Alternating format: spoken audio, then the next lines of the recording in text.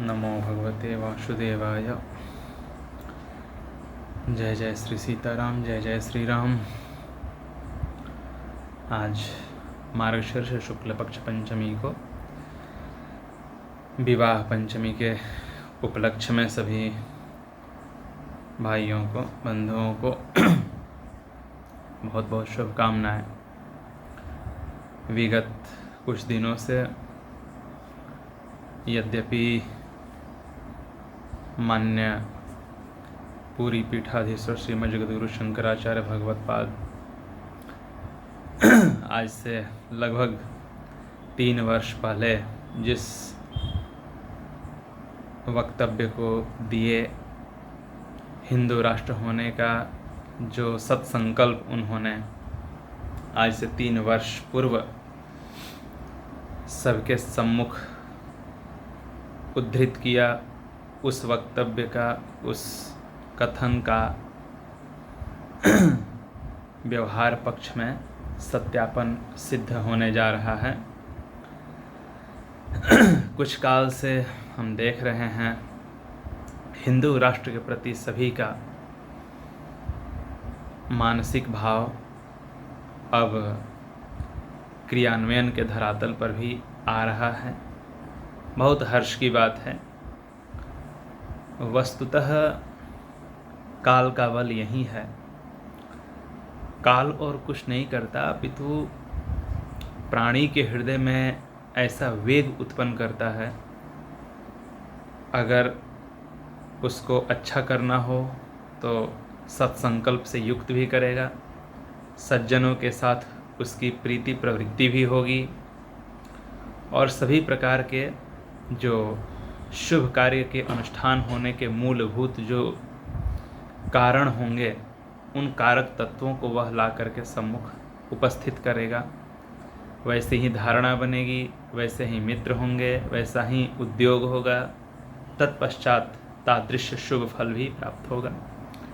अगर उसी काल को अगर कुछ बुरा करना हो, अनिष्ट करना हो, जो कि हमारे अपने कृतकर्म का फल ही होता है, वह काल किसी का न तो पक्षधर होता है न किसी के विरुद्ध होता है। व्यक्ति ही अपने शुभाशुभ कर्मों के द्वारा जो फल संचित किए रहता है, उसी फल को लाने हेतु काल अपना स्वरूप प्रकट करता है। इस प्रकार से जो चाहे जैसा भी हो, आज से 3 वर्ष पहले पूज्य गुरुदेव श्रीमद् जगद्गुरु शंकराचार्य भगवत्पाद ने सभी के सम्मुख, यद्यपि संकल्प तो पूर्व से होगा, परंतु व्यवहारिक धरातल पर उन्होंने सबके सम्मुख इस बात को रखा, 3 वर्ष में भारत हिंदू राष्ट्र बनेगा। यद्यपि वह यह बात स्वीकार भी करते हैं कि वह यह अपने इच्छा से यह बात नहीं बोले थे, यकायक किसी अदृष्ट शक्ति, शुभ शक्ति के द्वारा प्रेरित होकर उन्होंने इस वक्तव्य को सार्वजनिक किया। तादृश प्रयत्न भी उनके द्वारा अनुष्ठित हो रहा था, हो रहा है, और हिंदू राष्ट्र के प्रकल्प में जब तक हिंदू राष्ट्र हो न जाए तब तक होता रहेगा। इस बात को भी उन्होंने स्वीकार भी किया है, लोगों के सम्मुख इस तथ्य को उन्होंने उद्भासित भी किया है। सज्जनों, हम लोग बहुत पहले से ही पूज्य गुरुदेव के जो भी संकल्प हैं, उन संकल्पों में मौन होकर या जहाँ जितनी बात बोलना है उतना बोलकर हम लोगों ने जितनी शक्ति है यथाशक्ति मनसा वाचा कर्मणा कर रहे थे, कर रहे हैं, और भविष्य में भी जब तक हमारे शरीर में प्राण रहेंगे, सर्वतो भावेन धर्म और ब्रह्म के लिए ही यह शरीर है, शरीर रहेगा। और हमारे पूज्य गुरुदेव का यह संकल्प सिद्ध हो, यह हमारी हार्दिक अभिलाषा है। हम लोग साक्षी बने कि वास्तव में यह जो आर्यावर्त है, हिंदुस्तान है, इस हिंदू स्थान को हम एक वास्तविक रूप में हिंदू देश के रूप में देखें। हिंदू राष्ट्र बनना अत्यंत आवश्यक है। भूटान, नेपाल, इंडोनेशिया इत्यादि इत्यादि अन्य भी 11 देश जो भी आसपास हैं, जो अपनी संस्कृति से, जावा, सुमात्रा, बाली इत्यादि अनेक हैं, जो अपने आप को सच्चे में भारत का ही अभिन्न अंग अपने आप को मानते हों। श्रीलंका, बर्मा इत्यादि ये सब भी हिंदू राष्ट्र के रूप में अपने आप को ख्यापित करे, इस बात से बहुत हर्ष होगा। और हम सभी सनातन धर्मावलंबियों को अत्यंत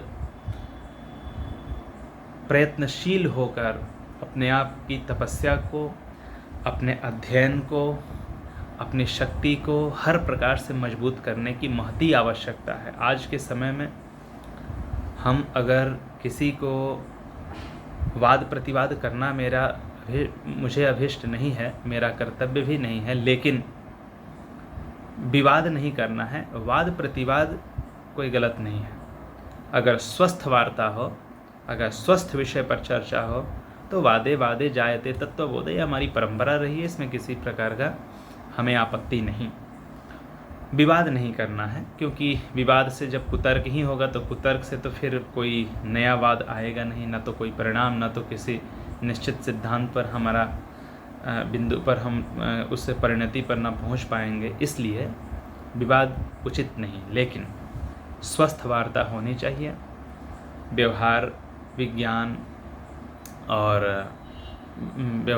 और जो हमारा वेद शास्त्र सम्मत जो सिद्धांत, ये सारे जितने भी हैं, ये सारे इन सब में सामंजस्य बैठाने के लिए हमें आज अध्ययन की आवश्यकता अत्यंत बहुत अभिष्ट है, जिसके द्वारा अगर हमें पूर्व पक्ष को अगर समुचित उत्तर देना हो, अगर उसको संतुष्ट करना हो, उसके मन में उपजे हुए जो कुतर्क हैं उसका अगर निर्मूलन करना हो, उन्मूलन करना हो, तत्पश्चात सबसे पहले आवश्यक है कि हमें अपने आप के अध्ययन को बढ़ाना होगा, तर्क करने की स्थिति में अपने आप को लाना होगा।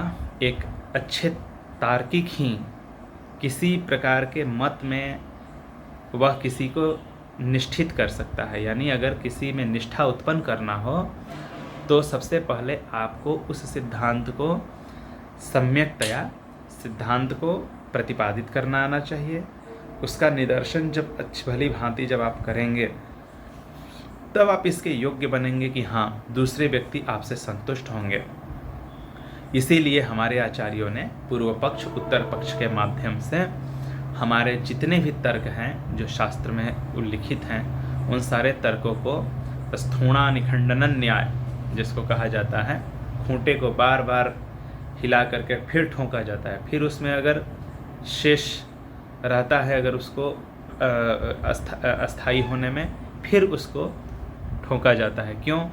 ताकि बलपूर्वक उसको हिलाने के बाद भी वो फिर से उसका उन्मूलन नहीं हो पाए। इसीलिए हम लोगों ने अपने सिद्धांत को, हमारे आचार्यों ने जो हमारे सिद्धांत प्रतिपादित किए, उन सारे सिद्धांतों में पूर्व पक्ष का सिद्धांत बारंबार उन्होंने समुचित आश्रय दे कर रखा, ताकि पूर्व पक्ष के बाद जब उत्तर पक्ष के द्वारा उसका निर्मूलन किया जा सके, निरसन किया जा सके, तब उसको किसी प्रकार का अवशेष, उसका शेष ही न रहे, तर्क शेष न रहे, तब वह सिद्धांत कहलाता था। इस प्रकार हमारे सभी जितने भी सच्छास्त्र हैं, अभी के समय में तो मैं ये देखता हूँ कि कोई बहुत बृहद शास्त्र के अध्ययन में, मनन में बहुत अधिक परिश्रम भी नहीं करना है। मैं सामान्य लोगों की बात करता हूँ, हम लोगों की बात छोड़ दीजिए। ये आवश्यक नहीं है कि पंचदशी ही अध्ययन किया जाए, बृहदारण्यक उपनिषद ही पढ़ा जाए, खंडन खंड खाद्य का ही अवलोकन किया जाए, न्याय शास्त्र का ही अधिगम किया जाए, क्योंकि अब वैसे लोग बहुत कम रहे हैं, अभी भी दूसरे परंपरा में जो, लेकिन अब कम है। लेकिन सामान्य वर्ग को अगर संतुष्ट करना हो तो किंचित तर्कों का ही अगर अच्छे से अगर उसको आत्मसात किया जाए, उन तर्कों को अगर अधिगम किया जाए, तो हम मानते हैं कि सामान्य रूप से सामान्य जनता को आप संतुष्ट कर सकते हैं। कुछ अध्ययन तो हमेशा करना ही चाहिए प्रत्येक सनातन धर्मावलंबी, विशेषकर माता पिता का जो अगर दायित्व निभा रहे हैं, जो भी उनके अपने बच्चे ही कई बार ऐसे प्रश्न पूछते हैं जिसको समुचित रूप से उत्तर देना भी एक बहुत बड़ा कठिन काम होता है। इसलिए उन लोगों को भी कम से कम अपने प्राथमिक जो ये स्तर है ज्ञान का, उसको ठीक ठाक समझना चाहिए, समुचित रूप से उसको उत्तर देना चाहिए और वह शैली अपनाना चाहिए जिससे दूसरे व्यक्ति आपसे खिन्न न हो, रुष्ट न हो, आपका अपना बालक आपसे कतराए नहीं, आपको उपेक्षा दृष्टि से न देखे, बल्कि उसको समुचित रूप से उसमें परिनिष्ठित हो जाए। सनातन कार्यों में इस प्रकार का तर्क आपको आना चाहिए। तो ये तर्क कैसे होगा? जब आप अध्ययन करेंगे, अनेक जब प्रवचन, जिस तरह से महर्षि पतंजलि ने कहा कि विद्या एक प्रकार से नहीं आती है ना, उसको व्यवहार में, प्रवचन में, अध्ययन में, गुरु के साथ पढ़ने में, है ना, प्रवचन काल में, स्वाध्याय काल में, 4 प्रकार से उनकी विद्या की सार्थकता, पूर्णांगता सिद्ध होती है। इसलिए हमेशा कठिन अध्ययन करने की आवश्यकता नहीं है। अध्ययन करना बहुत कठिन नहीं है। जब आपकी प्रीति हो जाएगी तो बड़े बड़े सूत्र, बड़े बड़े ग्रंथ भी बहुत आसान लगेंगे। ये मेरा व्यक्तिगत अनुभव है, बहुत आसान लगेंगे। लग जाए, प्रवृत्ति होनी चाहिए बस। और अगर प्रवृत्ति ही नहीं है तो रामचरितमानस भी बहुत कठिन ग्रंथ है, और कठिन ग्रंथ तो है ही रामचरितमानस। मैंने भाषा की दृष्टि से कहा, भाव की दृष्टि से नहीं। भाव की दृष्टि से तो वेदांत विद्य जो तत्व है उसका प्रतिपादन करता है।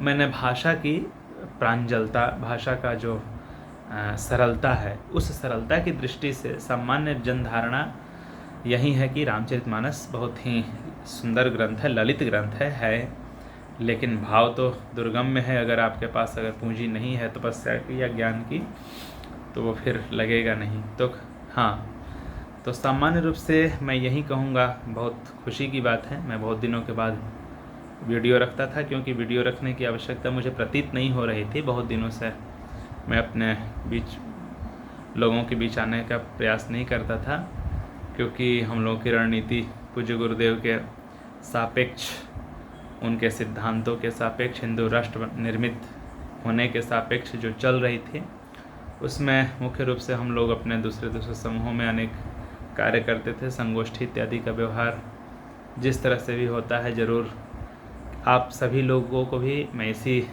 निमित्त से मैं एक बात बताना चाहता हूँ कि आप हमेशा जहाँ भी रहें, अपने जो भी स्वाध्याय के द्वारा अर्जित जो ज्ञान विज्ञान है, उसको दूसरे को भी बताने का प्रयास करें। कम से कम साप्ताहिक संगोष्ठी इत्यादि का प्रकल्प जरूर करें।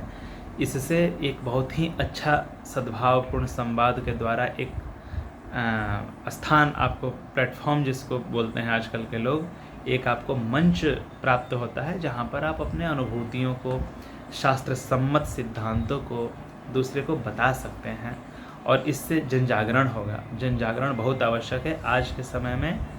कलियुग का जो सबसे पहला जो उसका मुख्य लक्षण है, कली का अर्थ होता है तामस, तमोगुण की व्युत्पत्ति, तमोगुण की जो प्रगल्भता है वो सर्वत्र व्याप्त हो रही है अभी।